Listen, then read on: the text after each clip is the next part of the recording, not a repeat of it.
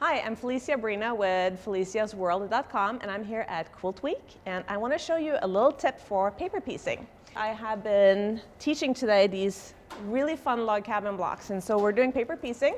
So I have some little 4-inch templates that makes this super cute little tiny quilt with 1/4-inch strips.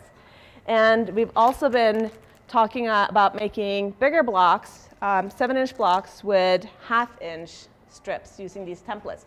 And I have developed a method for doing very unfuzzy paper piecing. I'm going to show you some of the steps that I skip.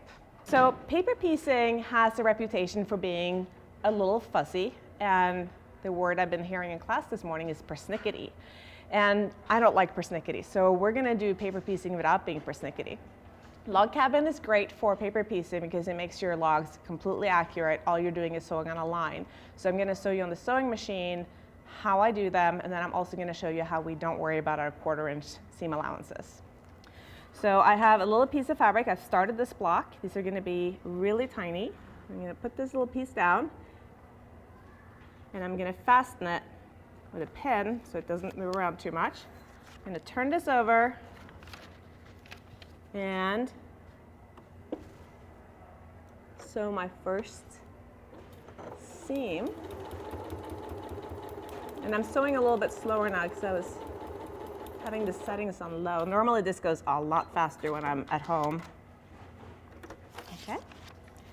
So traditionally now you would have been told to take your @1/4 ruler and cut off this extra pieces of fabric.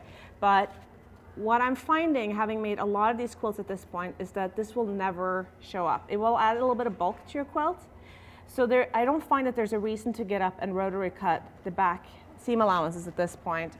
If something is bothering me and it's sticking out and it will show on the front, I literally take a pair of scissors and I cut the extra fabric off where it's going to show.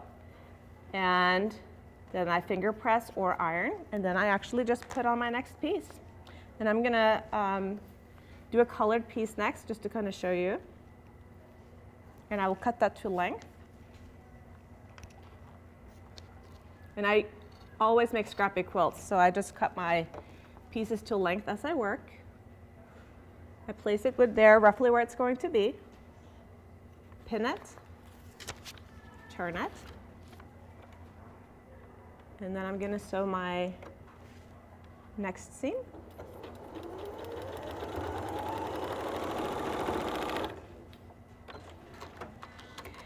So ideally when you're paper piecing, it should be on the line. So here's a good example of these are going to show on the front because this is a much lighter fabric and the black would show through. So here you can see that what I've done is that I have actually folded back the top seam allowance, and I've literally just used my scissors to undercut. It doesn't look pretty, but by the time your quilt top is done, nobody is going to be able to see the underside of your block. And this is what we call unfuzzy paper piecing.